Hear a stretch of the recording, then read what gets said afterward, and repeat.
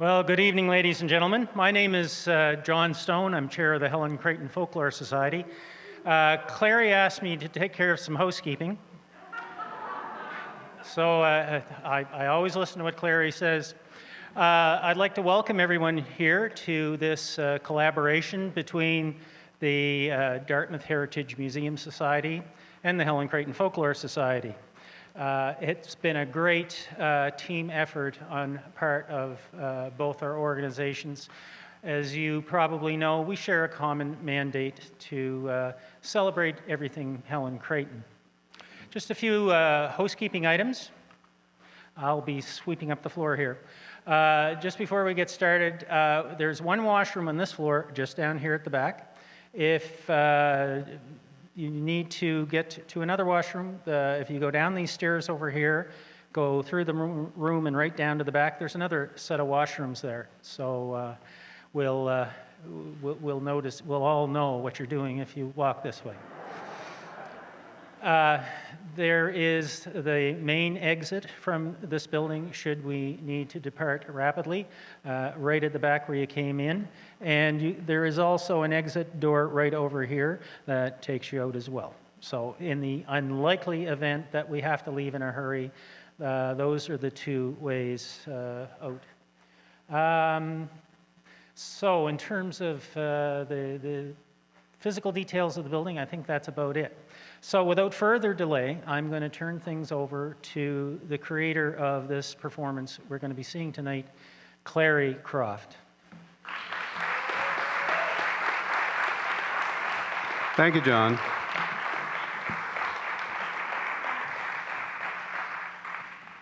To everything turn, turn, turn.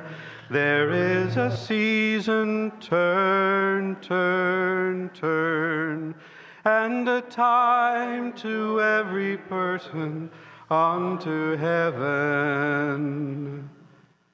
That iconic song, adapted almost verbatim from the Bible's Book of Ecclesiastes, was conceived by Pete Seeger in the 1950s.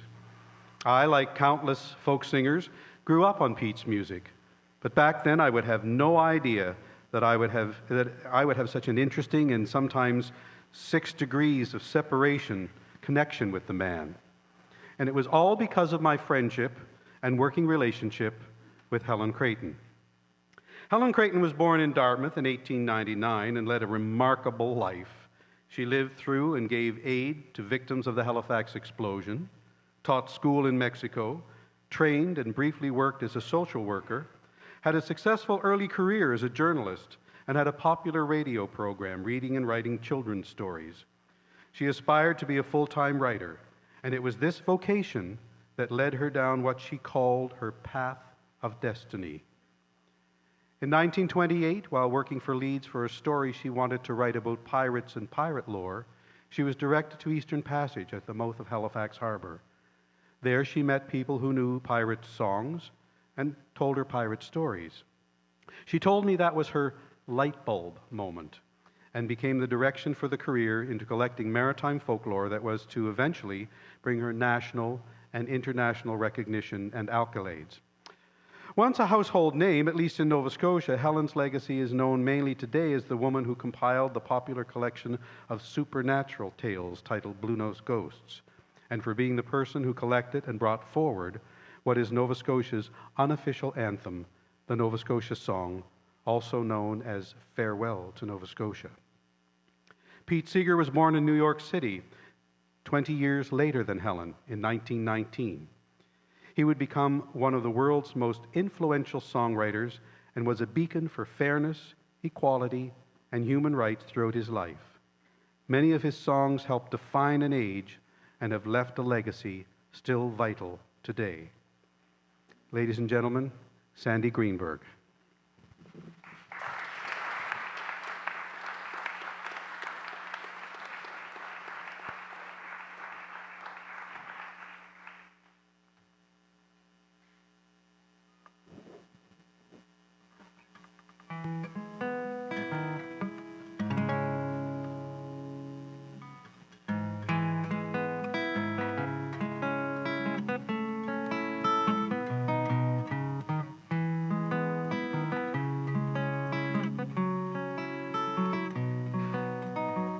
Where have all the flowers gone?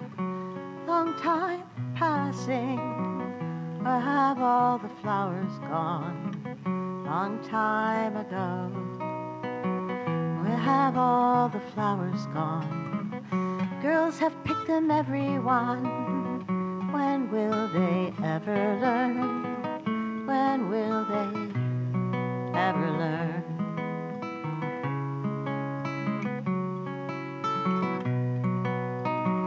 Where have all the young girls gone?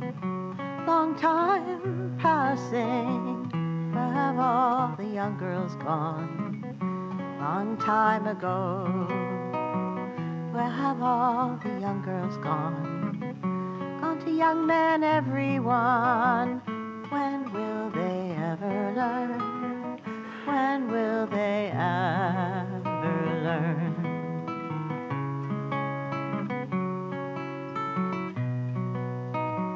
Where have all the young men gone? Long time passing. Where have all the young men gone? Long time ago. Where have all the young men gone? Gone to soldiers, everyone. When will they ever learn? When will they ever learn?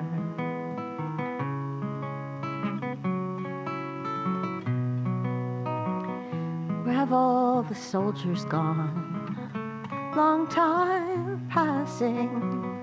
Where have all the soldiers gone? Long time ago.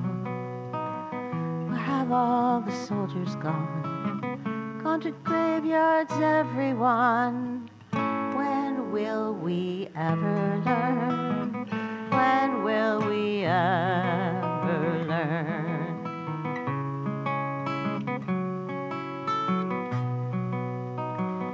Where have all the graveyards gone? Long time passing. Where have all the graveyards gone? Long time ago. Where have all the graveyards gone? Gone to flowers, everyone. When will we ever learn? When will we ever learn? When will we ever learn?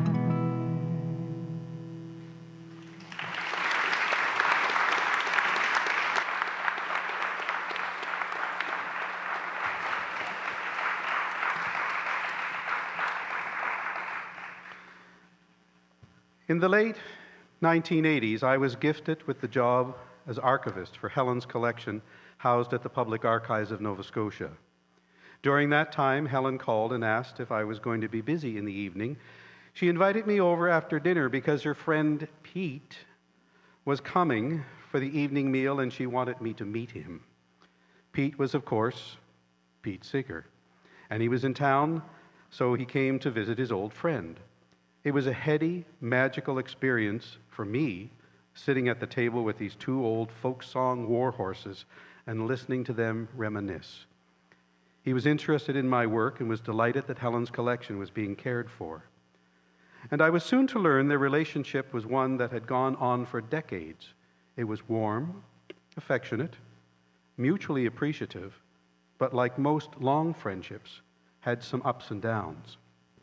So, let's follow the story and go back to when their families' paths first crossed. In 1942. That summer, Helen had attended folklore classes at the Institute of Folklore at Indiana University. She was unique both as a mature student and an established folk song collector. The Library of Congress was interested in adding to their international song collection, and they felt Helen's work would complement what they had already had. So, instead of going straight home to Nova Scotia after the summer sessions, she traveled to Washington to learn how to use the recording equipment she would borrow from the Library of Congress. While there, she met Charles Seeger, head of the music division of the Pan American Union. Dr. Seeger was a noted musicologist, and as Helen wrote to her father, she was delighted to receive a special invitation. One evening, they invited me to their home for dinner. We drove to their Tudor-style dwelling, where their 3 children eagerly awaited them, and after dinner, their father played the piano while they expressed themselves in rhythm. I believe they did this for about 20 minutes every night and loved it. Pete had been married by this time and not at home, but 3 of his half-siblings were, including 9-year-old Michael and 8-year-old Peggy, both of whom would have a cordial friendship with Helen throughout the years. Helen also maintained a friendship with Charles, and in 1950 he wrote giving advice on how to share royalties with the tradition bearers from whom she was collecting. Pete developed his own relationship with Helen, beginning in the 1960s, but first he had a brush with Canadian television history. As a performer, Pete had been coming to Canada since the 1950s. In 1960, the CBC was looking to develop a summer replacement show for the popular maritime television hit Don Messer's Jubilee. Pete was invited to host a hootenanny-style show where a group of singers would gather around him as he led them in singing folk songs. I was delighted when you started to sing right away, and we're always delighted to hear you sing. And here is not our version of Pete Seeger, but our own version of himself, very talented musician and singer, Mr. James Smith.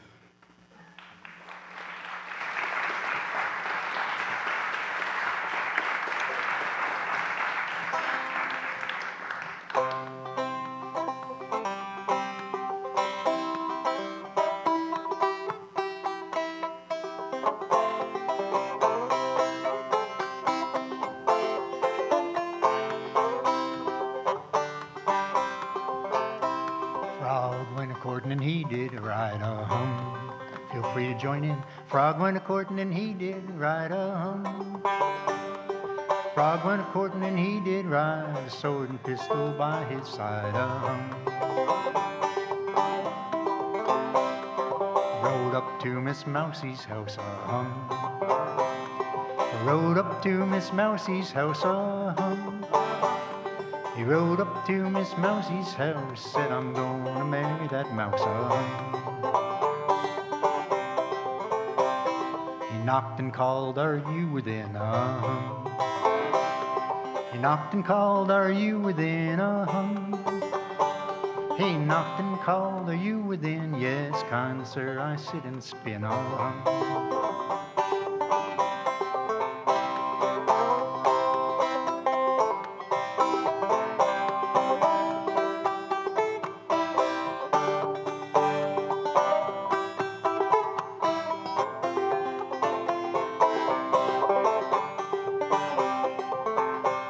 Sat Miss Mouse upon his knee, He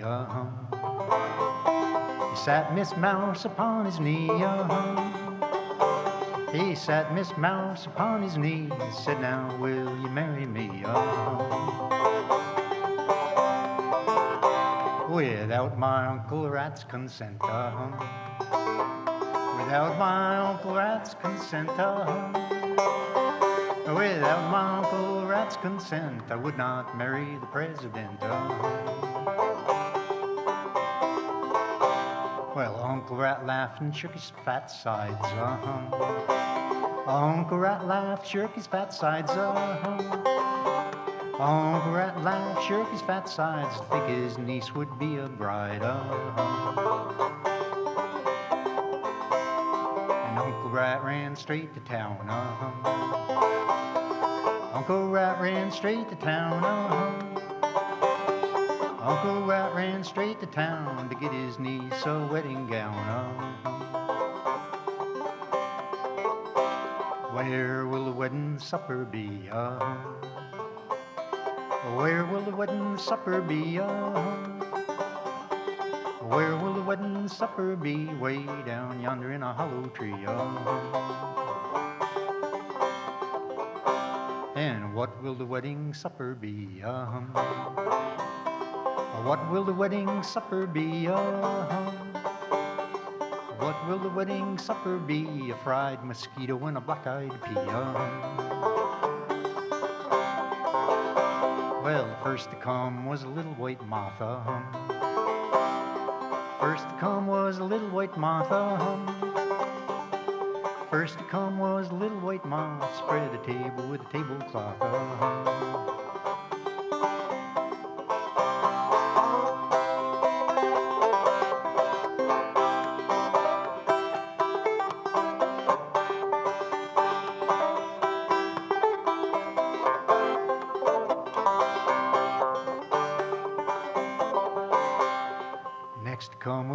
little ants, Next to come were two little ants, Next to come were two little ants, bound determined to have 'em a dance, And next to come was a bumblebee bee, Next to come was a bumblebee bee, Next to come was a bumblebee bee, he had his fiddle on his knee, Turns dark here. Next to come was a big black snake, Next to come was a big black snake, Next to come was a big black snake, he ate the groom and the wedding cake, And next to come was the old gray cat, Next to come was the old gray cat, Next to come was the old gray cat, he ate the mouse and gobbled up the rat, Guess that's the end of him and her, Guess that's the end of him and her, Guess that's the end of him and her, where there won't be any tadpoles covered in fur.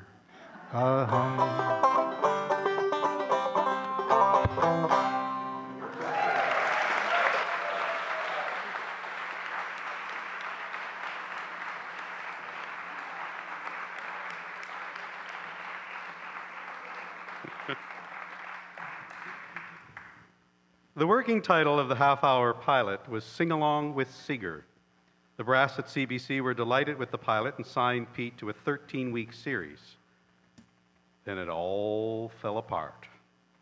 Pete called the CBC and told them he had been cited by the House of Un-American Activities Committee for his alleged communist affiliations. After that, the committee petitioned the American government to revoke Pete's passport. He was technically given permission to visit Canada, but he feared if he left the United States, he might not be allowed back in. A hard decision had to be made. And as Pete told CBC producer Glenn Sarty, I may be in jail by then. Pete had appeared before the infamous House of Un-American Activities Committee in 1955. He refused to implicate others and to answer many of the questions directed to him because he believed them to be morally and legally wrong. When he was questioned if he ever sang for communist rallies, Pete responded, I have sung for Americans of every political persuasion,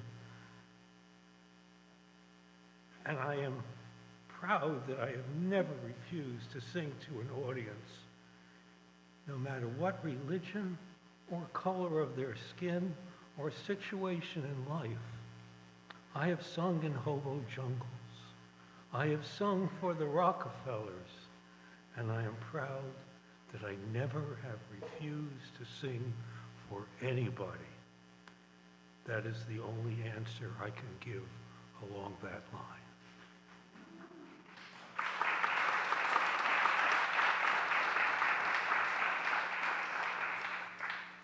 Surely Pete's interpretation of an 18th century German song poem, Die Gedanken sind frei, or Thoughts Are Free, would have been one of the songs feared by those committee members who questioned his political bias. If you don't let red baiting break you up, and if you don't let stool pigeons break you up, and if you don't let vigilantes break you up, and if you don't let race hatred break you up, you'll win. I mean to say, take it easy, but take it.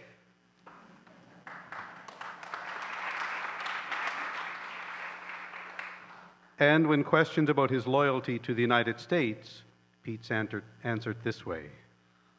I feel that in my whole life I have never done anything of any conspiratorial nature, and I resent very deeply the implication of being called before this committee that in some way, because my opinions may be different from yours, that I am any less of an American than anybody else. I love my country very deeply, sir.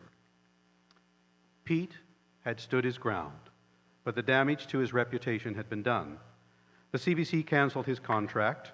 And years later, Pete would say that he felt the CBC could have lobbied on his behalf, But at the time, there was a fear of communism on both sides of the border, and perhaps the CBC didn't feel it wanted to rock the political boat. At any rate, the corporation needed a new host for Sing Along with Seeger. The producer of Don Messer's Jubilee was a tall, personable fellow named Bill Langstroth. He played banjo for his friends at parties, but never considered being a television frontman. He was asked to take on the hosting gig, rose to the challenge, and the rest is CBC's Sing Along Jubilee television history. So, Bill was in, Pete was out. But his relationship with Helen Creighton had already begun and was to continue for decades. It all began when Pete wrote to Helen in October of 1960 with a request. Dear Helen Creighton, I am writing in the hope that you could take a few moments of your valuable time to put down on paper your ideas on the subject of folklorists and the copyright laws. I am one of the contributing editors of the magazine Sing Out, and I would like to turn over my column in it next February to a pocket-sized symposium on the subject. This issue will reach about 10,000 young people across the country, US and Canada, who like to play guitars and banjos and sing folk songs.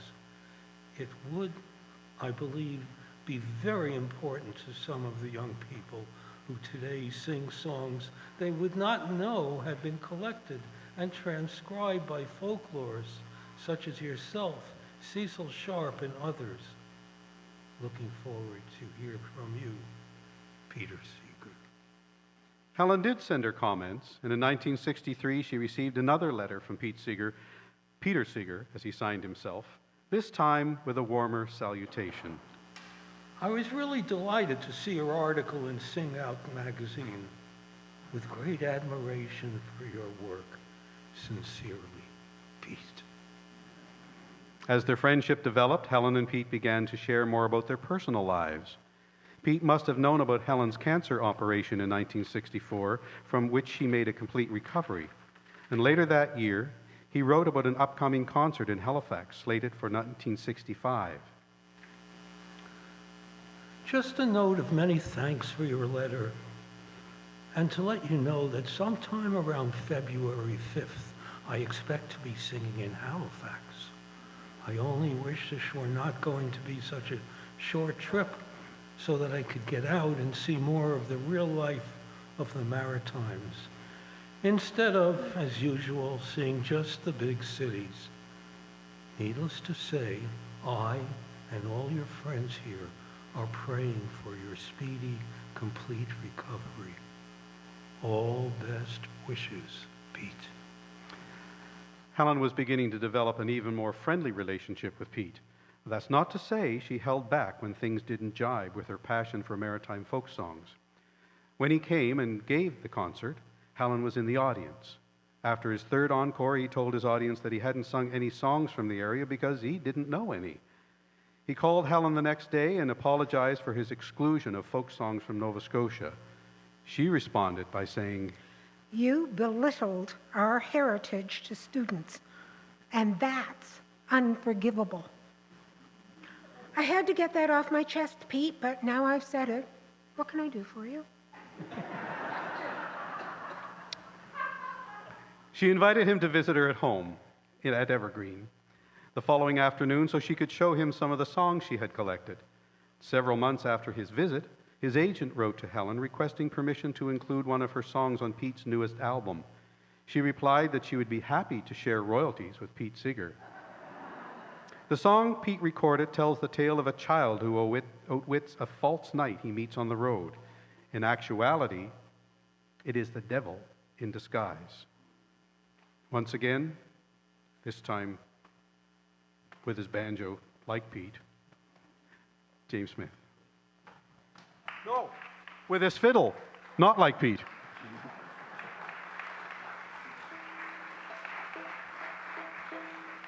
Oh, what have you in your bag and what have you in your pack? Cried the false knight to the child on the road. Oh, I have a little primer and a bit of bread for dinner, said the pretty little child, only 7 years old.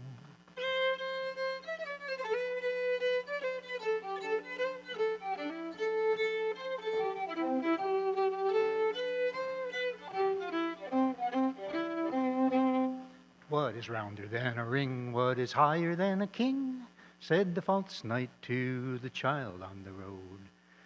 The sun is rounder than a ring. God is higher than a king, said the pretty little child, only 7 years old.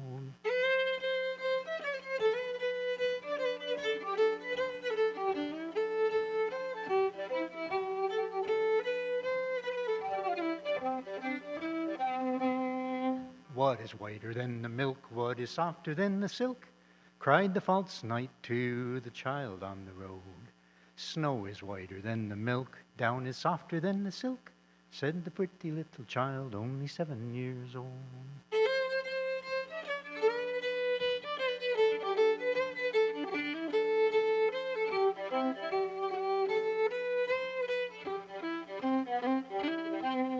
What is greener than the grass? What is worse than women coarse? Cried the false knight to the child on the road. Poison's greener than the grass, the devil's worse than women coarse, said the pretty little child, only 7 years old.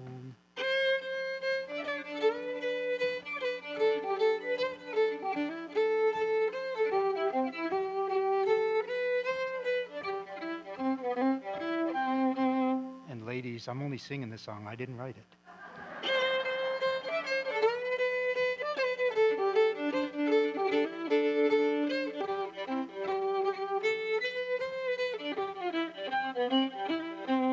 What is longer than the wave? What is deeper than the sea? Cried the false knight to the child on the road. Love is longer than the wave, hell is deeper than the sea, said the pretty little child, only 7 years old.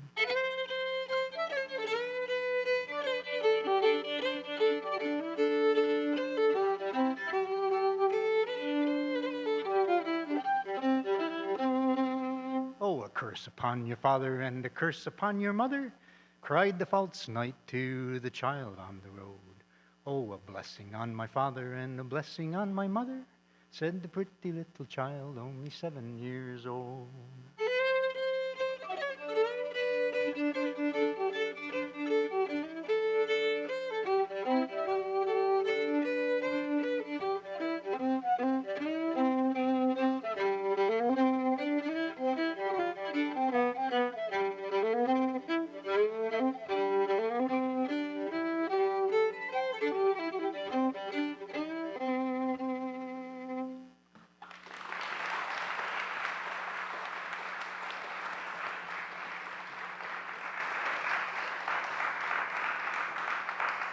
That song, False Night Upon the Road, is the oldest song in Helen Creighton's collection, and it dates back to the Middle Ages, and of course was brought over here by people from Europe.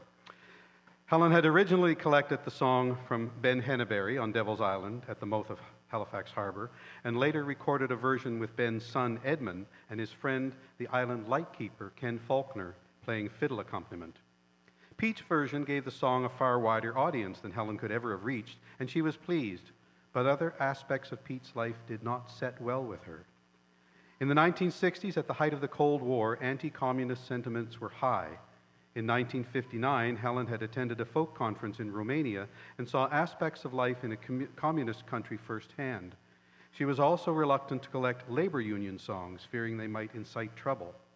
When her friend and colleague Edith Folk, in collaboration with Joe Glazer, published a collection of songs from the labor movement titled Songs of Work and Protest, Helen wrote to Carmen Roy, her supervisor at the National Museum, expressing her fears.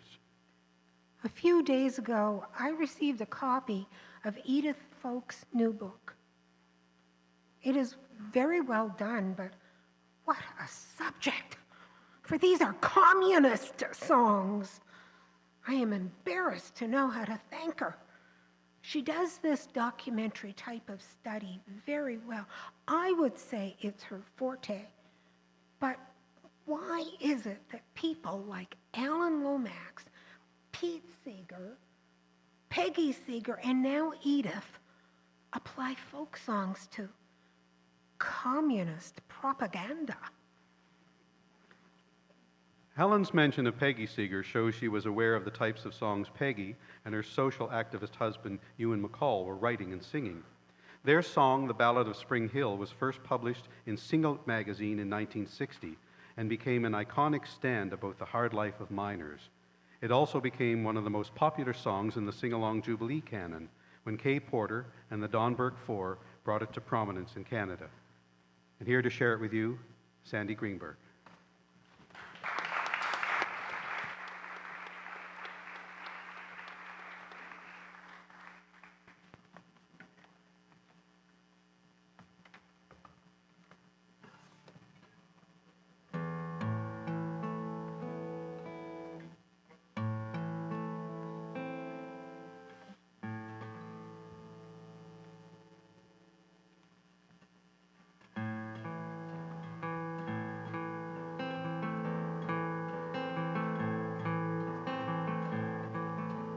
Town of Spring Hill, Nova Scotia,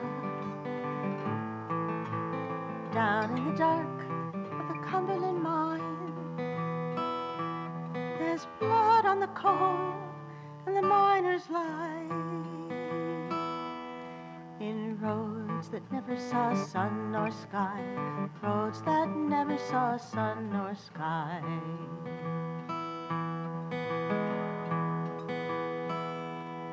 The town of Spring Hill, you don't sleep easy. Off in the earth will tremble and roll. When the earth is restless, miners die. Bone and blood is the price of coal. Bone and blood is the price of coal.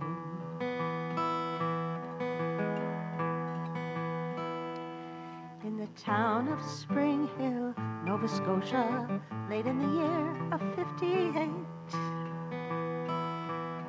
The day still comes and the sun still shines, but it's dark as a grave in the Cumberland mine, dark as the grave in the Cumberland mine.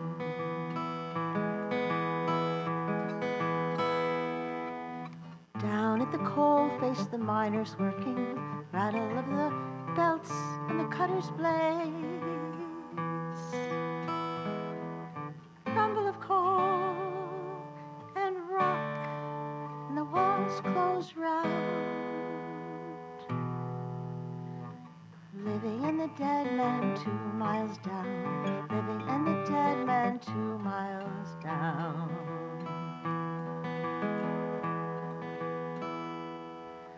12 men lay 2 miles from the pit shaft. 12 men lay in the darkened sand. Long hot days in a miner's tomb, 3 feet high and 100 long. 3 feet high and 100 long.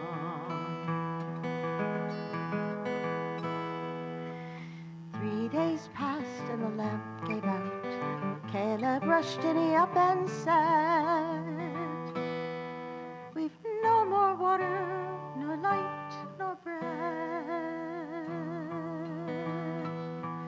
so we'll live on songs and hope instead. Live on songs and hope instead.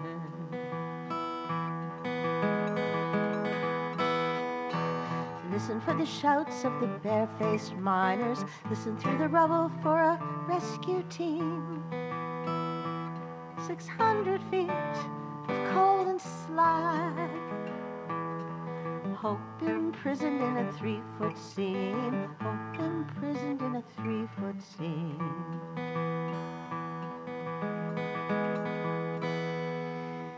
Eight days passed and some were rescued, leaving the dead to lie alone. Through all their days, they dug a grave. 2 miles of earth for a marking stone. 2 miles of earth for a marking stone.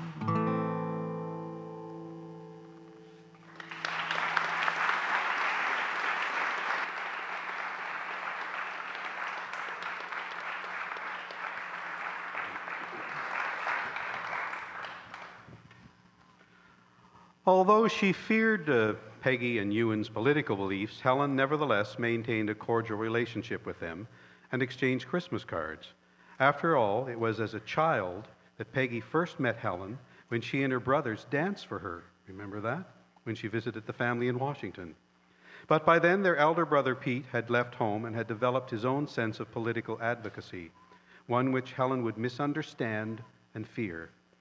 Helen was fearful of what she perceived to be Pete's political leanings, and when in 1960, Carmen Roy told her he had made inquiries about forming a working liaison with the National Museum of Ottawa, Helen wrote back to Carmen with her concerns. I've been thinking about Pete Seeger. I didn't know he wanted anything from the museum, so I would like to make a suggestion. It can do him no harm, and indeed would be fairest to all of us, including yourself. It should be a simple matter for the museum to make a confidential inquiry through the RCMP and the FBI, asking if he is known to have leanings towards the left and what his record is. I think you will find that he is on a list of people they keep their eye on. But they must think he is keeping within the law because he seems to move freely between the two countries. I have met him only once and was sorry our time was so short. He struck me as something of an idealist, and I should think he wants sincerely to help the oppressed. I found him quite charming, but even in that short time, he told me that his sister was then behind the Iron Curtain. He must have an amazing way with a crowd and an ability to organize group singing that is quite phenomenal.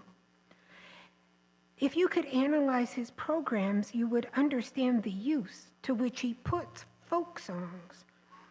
However, why not settle the matter and put us at our ease, as I suggest? Carmen's response illustrated she was less concerned about Pete Seeger's activities than Helen, but she left the door open for further investigations by the National Museum. She wrote back to Helen saying, "It would be interesting to have the RCMP make inquiries in Pete Seeger's case, but I'm hesitating to do so.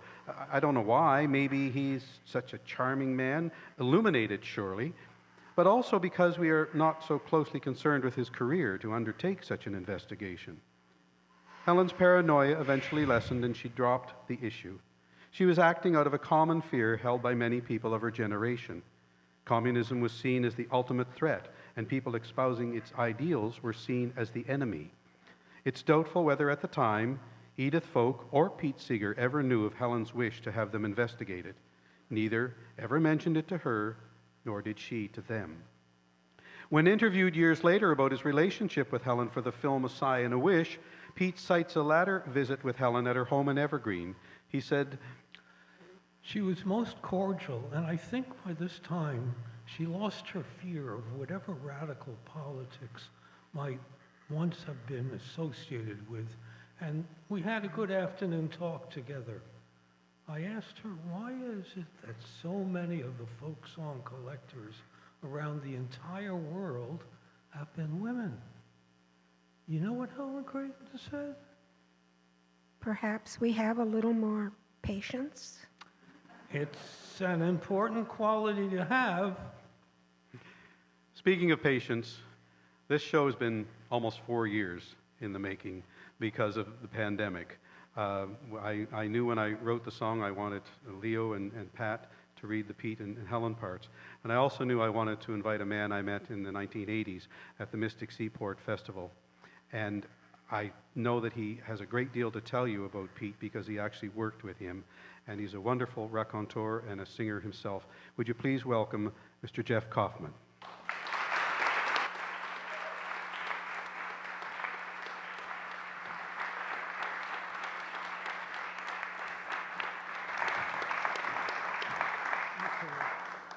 Could someone bring me those 2 pieces of paper on the floor?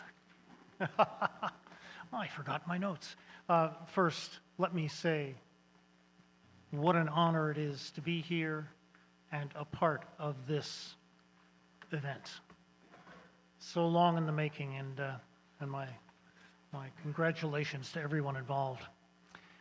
I am here to give you an idea, perhaps a little bit of an idea of Pete Seeger through the eyes and ears of someone who sang with him and who became a friend of his and he of me. I met Pete through the Hudson River sloop Clearwater, a 106-foot long sailing sloop that he and friends had gotten built in Maine and launched in 1969. And it's worth noting that the first crew of the Clearwater that sailed her down from Maine included Gordon Bach and Louis Killen and Don McLean and a bunch of other wonderful performers. They did concerts on the way to raise money for the effort. Then I met the Clearwater in 1978 when I was living in Brooklyn, New York, and the vessel came to the foot of the street near where I lived. I very quickly actually became one of the founding members of a sloop club to support the Clearwater and became one of the sloop singers and continued to sing with them for many years. One of the great things of that experience was meeting a number of other wonderful singer-songwriters. But I want to present to you songs, particularly from Pete. This one, from those days, was his sort of "Come All Ye" song to get people to come down to the sloop and get on board and try out, kind of get the idea of what it was like. Now, she was the flagship of an effort to clean up the Hudson River. And actually, he and his wife, Toshi, had founded the Clearwater organization in 1966 and then raised money to build a vessel. But out of all of that came songs like this, Broad Old River. And, of course, one of Pete's hallmarks was his ability to get people to sing along, so I want to ask you to sing along. This is really a call and response song. A number of songs that Pete wrote were built on the African model of call and response. And so there's a lot that I'm going to sing that you just sing back to me, like, "Come along with me upon this broad old river comes along all the time." So just sing all those parts back and sing Broad Old River. Come along with me upon this broad old river, come along with me upon this broad old river, and we will see what we can do, and if we work together in all kinds of weather, there's no telling what the power of the people in the river can do. Don't you be scared out on this broad old river, don't you be scared out on this broad old river, rocking and rolling all on those waves. But if we work together in all kinds of weather, no matter how the wind does blow, we can be saved. Don't you give up hope upon this broad old river, don't you give up hope upon this broad old river. Sooner or later the tide will turn, and if we work together in all kinds of weather, the teachers and the students, they both will learn. Now, Pete had a favorite phrase for sailing on the Hudson. It was, "Wind is fickle, tides implacable. W-I-F-T-I, wifty. It's wifty-wafty. Out on this broad old river, it's wifty-wafty. Out on this broad old river, you can't have tell what the future brings. But if we work together in all kinds of weather, no matter what comes, we'll still have songs to sing. So come along with me upon this broad old river, come along with me upon this broad old river, and we will see what we can do. And if we work together in all kinds of weather, there's no telling what the power of the people in the river can do. And if we work together in all kinds of weather, there's no telling what the power of the people in the river can do.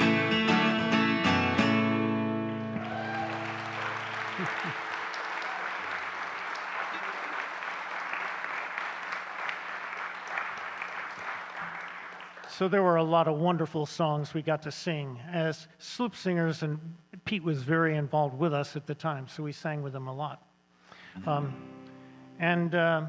Yes, we did become friends, and actually I should add that I met my wife, Penny, who's here tonight, through the Clearwater too, when I was on a pumpkin sale, ended up back in Brooklyn where she was living. And some of it, the Clearwater has no showers. So she was the shore support, and we went up to her place to take showers, and while someone else was in the shower, I got to talk to her, and that was that. And Pete actually came to our wedding. One of the little story, he came to our wedding in Austining, but Toshi had the car, so he walked. And it turns out that we had musicians coming from Mystic to play for our dance, and they picked him up along the way. But he was, and he brought his banjo and the whole thing, but he was a little tired, so we have a picture of Pete's feet sticking out from under one of the boats that's on a trailer when he took a little snooze after he got there.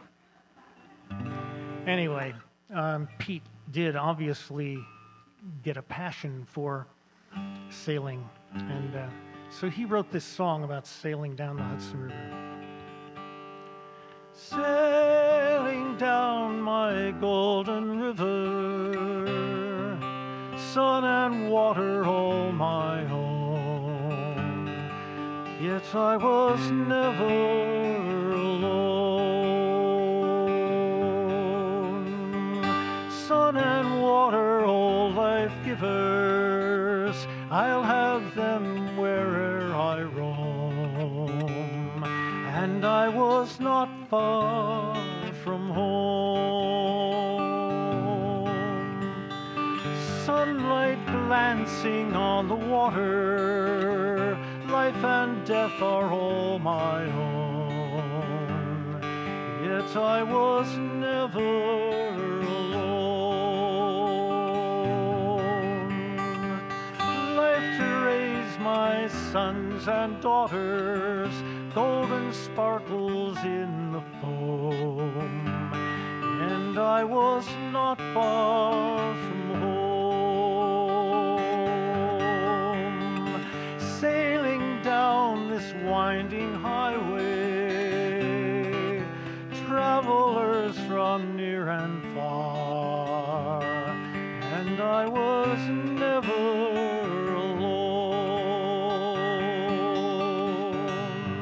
exploring all the little byways, sighting every distant star, and I was not far from home.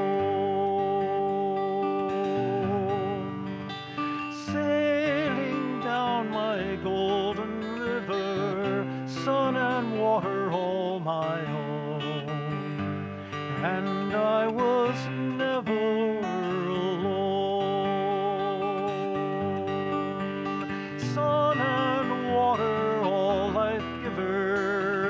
I'll have them where'er I roam, and I was not far from home, and I was never alone.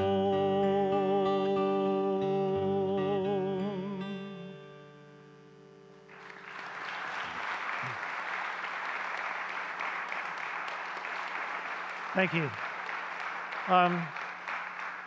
And I would say that Helen had it right when she said about Pete, he struck me as something of an idealist, and I should think he wants sincerely to help the oppressed. Well, what I'd say about Pete is I've never met anyone else in my life who more stood by anything that he believed and did more to try to affect the vision that he had of the world. And one of the other things she mentioned right after that in her comments were that he did have an amazing power with an audience. And this is a story that was sent to me in an email from a friend. I don't know who penned this, but it's so well written that I think I need to read it. Who we are in the world matters. Words have power. In the 1970s, Pete Seeger was invited to sing in Barcelona, Spain. Francisco Franco's fascist government, the last of the dictatorships that started World War II, was still in power but declining. A pro-democracy movement was gaining strength, and to prove it, they invited America's best-known freedom singer to Spain. More than 100,000 people were in this stadium, where rock bands had played all day, but the crowd had come for Seeger. As Pete prepared to go on, the government officials handed him a list of songs he was not allowed to sing.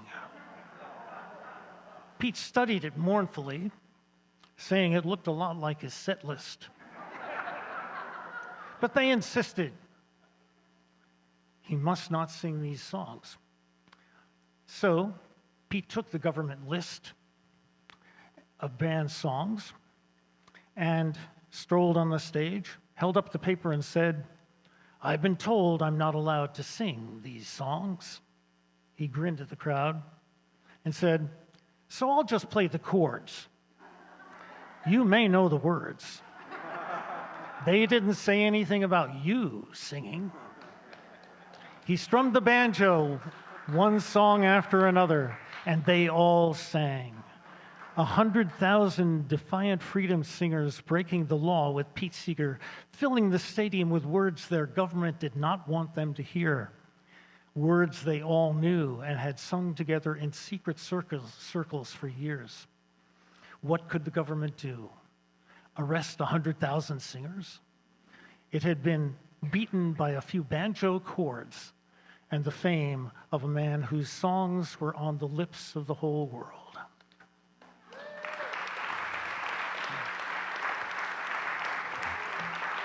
So it was just amazing to watch Pete engage an audience. But what I want to do then is to give you a couple of songs that, for me, represent his brilliance as a songwriter, and in this case, his profundity in being so simple, so clear.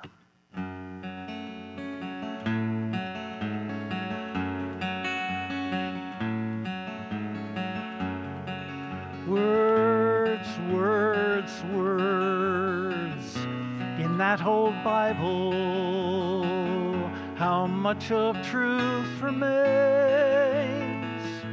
And if I only understood them, while my lips pronounce them, would not my life be changed?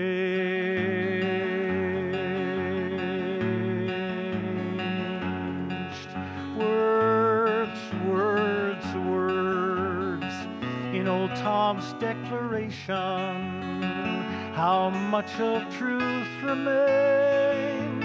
And if I only understood them, while my lips pronounce them, would not my life be changed?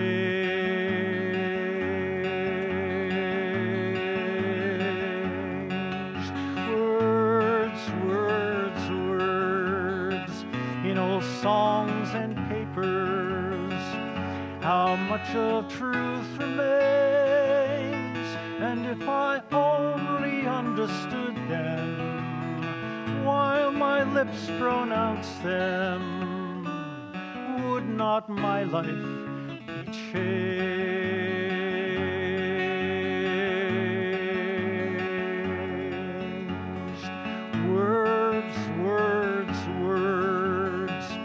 on cracked old papers, how much of truth remains, and if my brain could understand them, and my life pronounce them, would not this world be changed?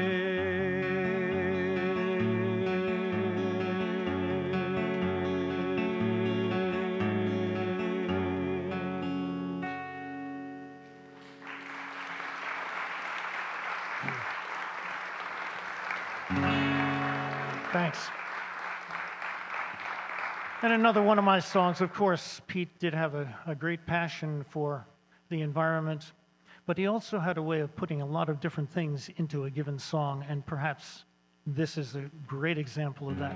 It's his song, Letter to Eve. But it, and again, it asks you to sing along, this time just in 5 languages. But it's simple, it's just one word each. Pacem in terris, mir, shanti, salam, hewa. Now, the pacem in terris, Pete loved to say, was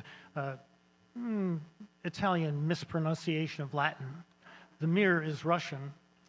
Shanti for the Indian nation, salam for the Arab world, and the hewa is a Japanese mispronunciation of 2 Chinese syllables.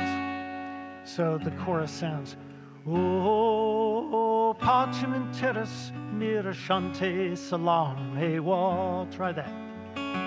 Oh, pacem in terris, mir shante salam hewa.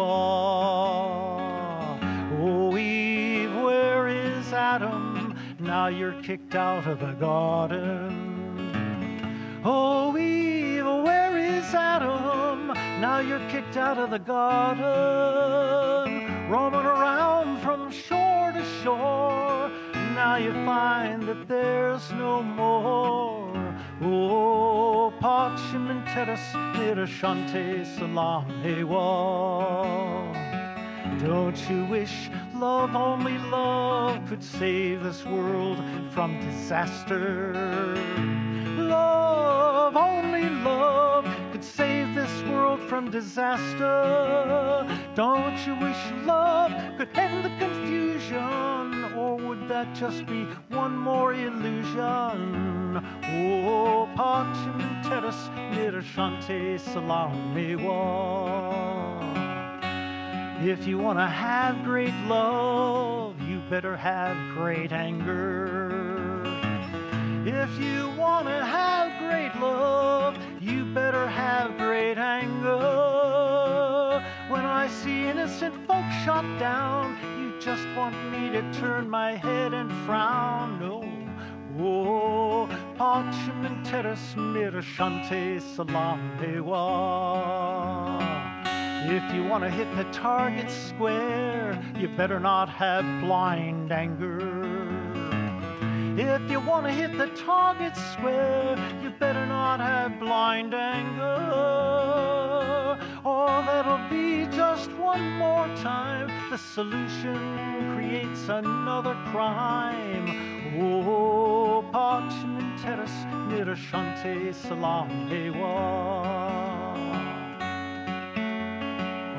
If music could only bring peace, I'd only be a musician.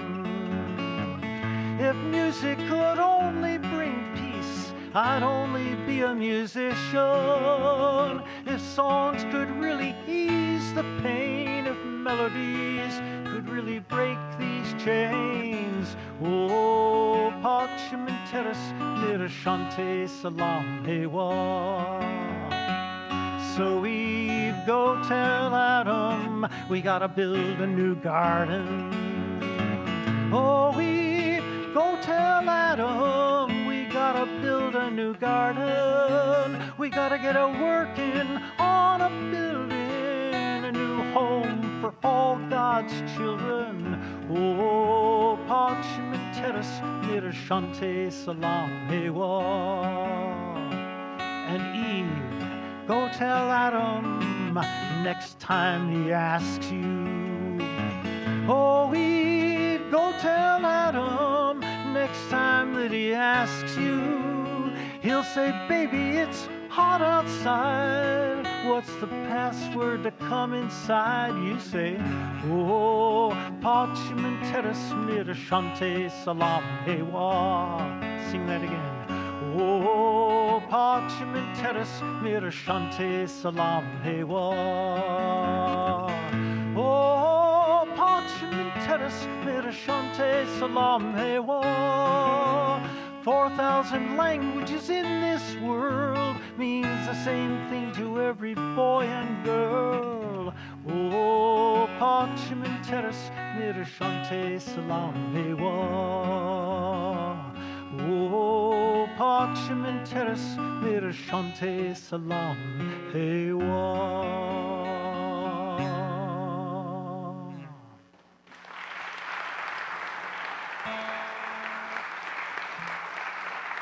Let me thank you so much.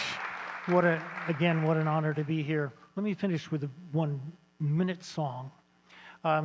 Bring us back to traditional music in the sense that Pete had a head full of traditional tunes, but perhaps one of his favorite was the Irish tune Logan Love. And he actually wrote me several versions of lyrics that he wrote to that, and this was one of them.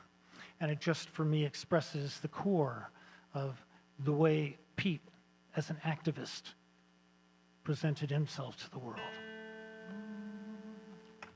We'll never know all the hows and the whys, but we know that we're here.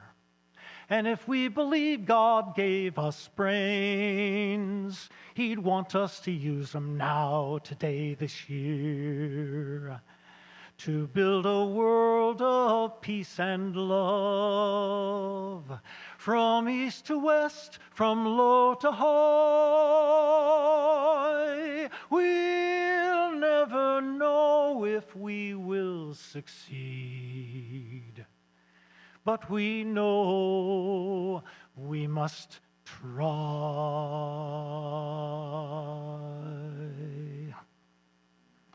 Thank you so much.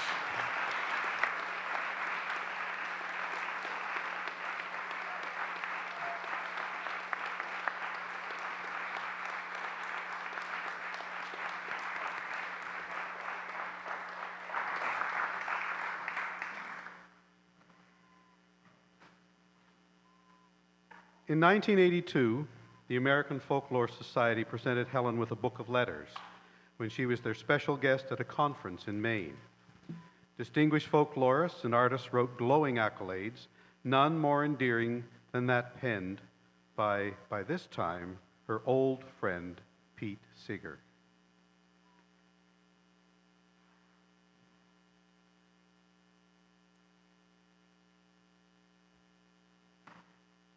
Okay. I thought this is not the entire company thing. No, It's not yet. me. It's you. Okay. We shall overcome. No, this is not the song. This is one more quote from Pete Seeger about basic research. Here. Right there. Oh, we're way back there. Yeah. Okay. Sorry. Basic research is rarely well paid for, but I hope you know that it will go down in history when us popularizers are forgot. We both have our roles, I guess, but there's no doubt in my mind which comes first, with gratitude for your work, Pete.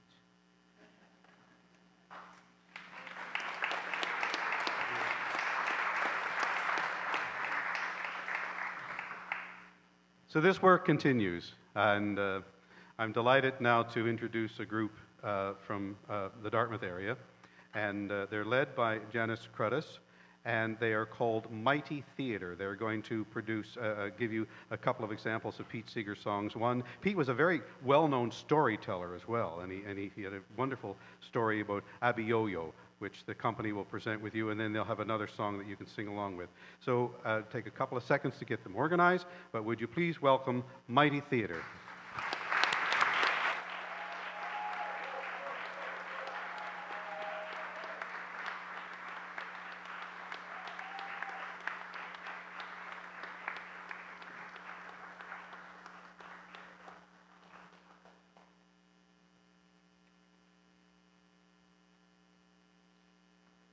Now, here's a little story about having patience when a young one is learning to play an instrument. You never know what might come of it.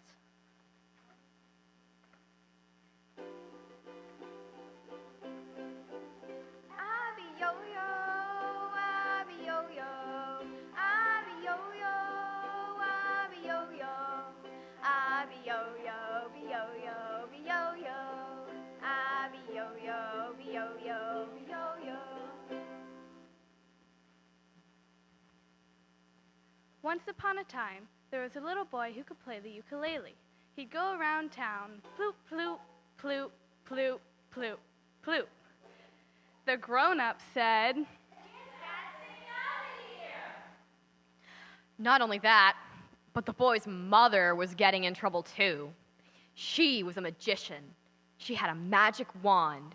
She could go zoop, zoop, and make things disappear. But the mother played too many tricks on people. Somebody would be doing a hard job at work. Zit, zit, zit, zit, zit. Up comes the mother with her magic wand and zoop! No saw. She'd come up to someone about to drink a nice, cold glass of something. Zoop! The glass disappears. She'd go up to someone about to sit down after a hard day's work and no chair. The people said to the mother,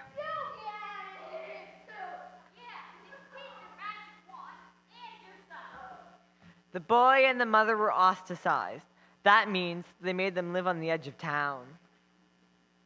Now, in this town, they used to tell stories. The old people used to tell stories about the giants that lived in the old days. They used to tell a story about a giant called Abiyoyo. They said he was as tall as a house and could eat people up. Of course, nobody believed them, but they told the story anyway. One day, the sun rose blood red over the hill. When the first people got up and looked out their windows, they saw a great big shadow covering the sun, and they could feel the whole ground shake. People screamed. People fainted.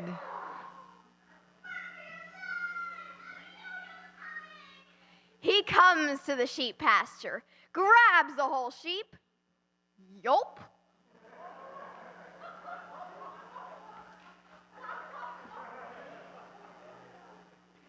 He comes to the cow pasture, grabs a whole cow. Yelp.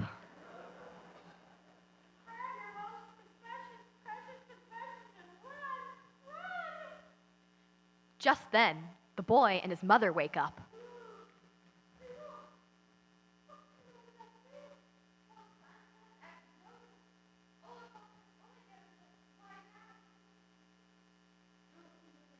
The boy grabs his mother by one hand.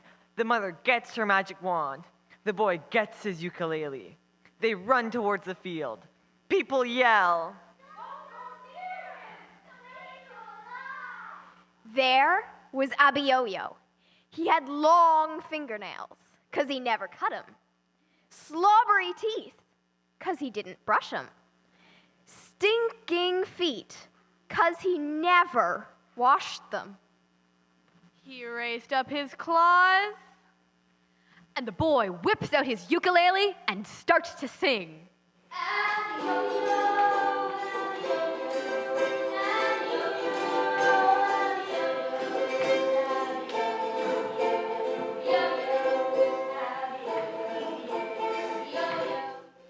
Well, you know, the giant had never heard a song about himself before, and a foolish grin spread over his face.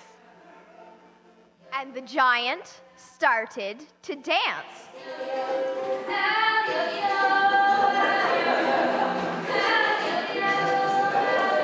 The boy played faster.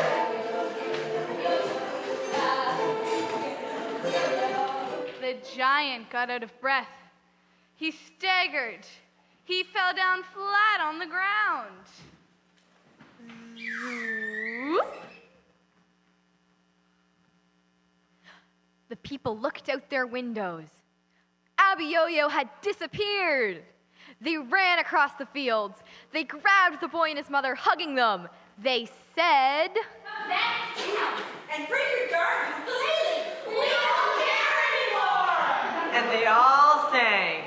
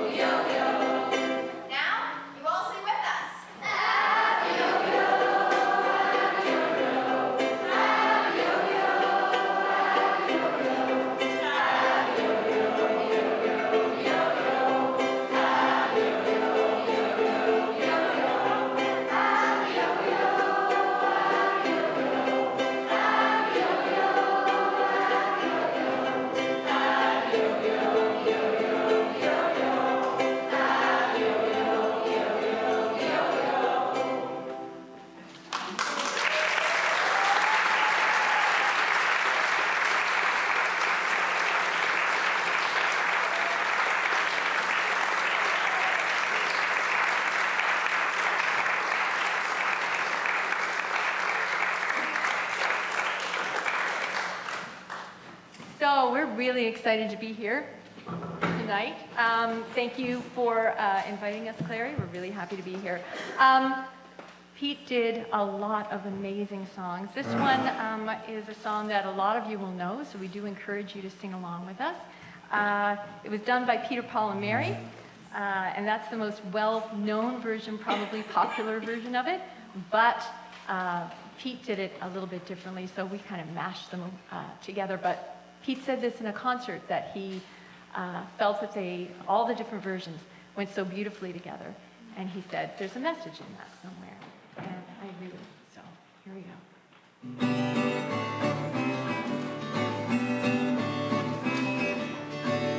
If I had a hammer, I'd hammer in the morning. I'd hammer in the evening. All over this land. I'd hammer out danger, and I'd hammer out a warning.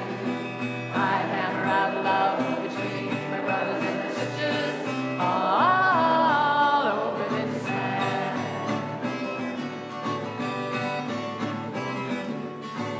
If I had a bell, I'd ring it in the morning. I'd ring it in the evening, all over this land. I'd ring out danger, and I'd ring out a warning. I'd ring out love between my brothers and my sisters, all over this land. Ooh,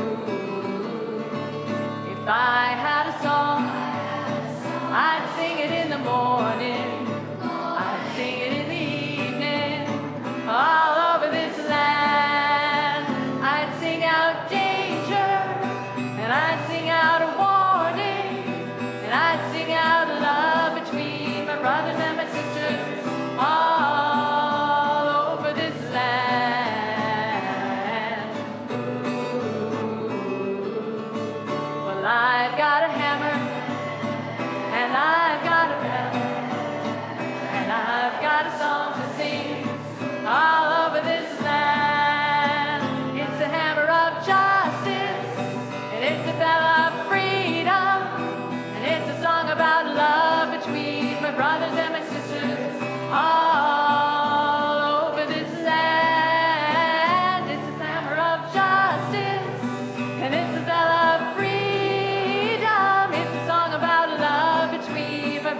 my sisters all over this land.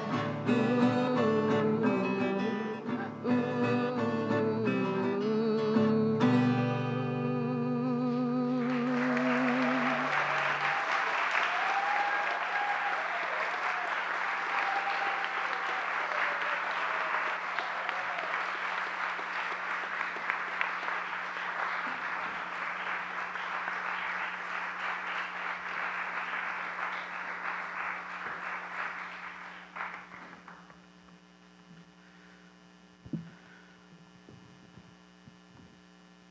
I'll put the mic down for you in a second. Because I'm a little bit taller than you, but not as cute. We're delighted that you're able to join us this evening and participate in the singing with us as well. Thank you ever so much to all the volunteers, the Dartmouth Heritage Museum.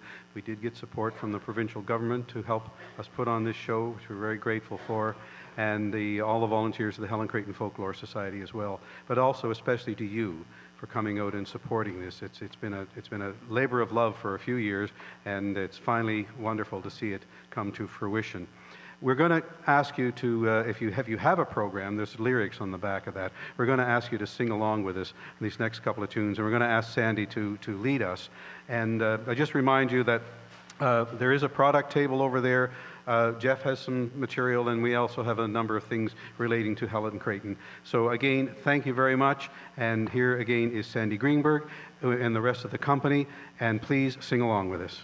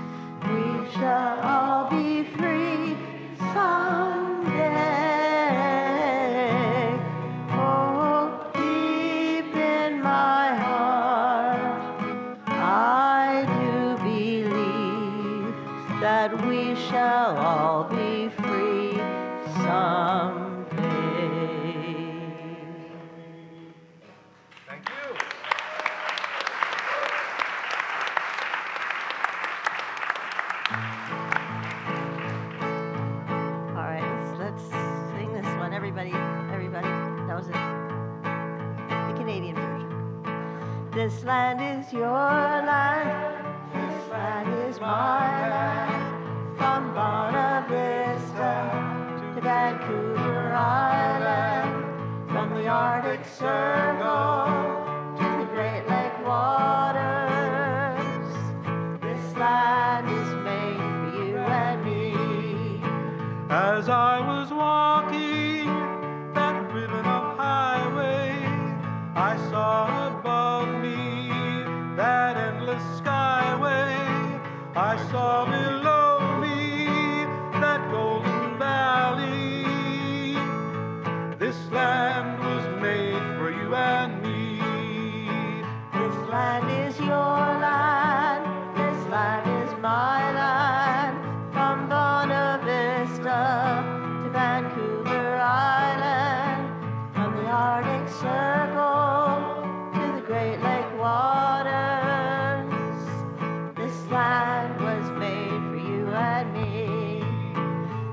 sun was shining, and I was strolling with the wheat fields waving and the dust clouds rolling. As the fog was lifting, a voice kept calling. This land was made for you and me. Here we go. This land is your land. This land is my land. From Buena Vista to Vancouver Island, Arctic Circle, the Great Lake waters. This land was made for you and me. Oh yes, this land was made for you and me.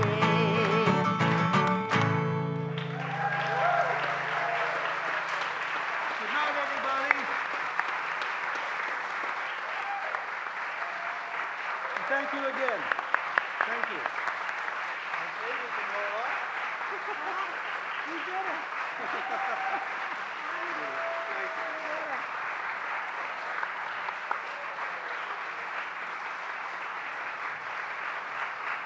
Thank you. That's very kind. Thank you all very, very much. Thank everybody involved. It's been a really fun evening for us all to be safe, drive carefully, and you know, Mr. Seeger had a pretty good message. This thing called peace, not a bad idea.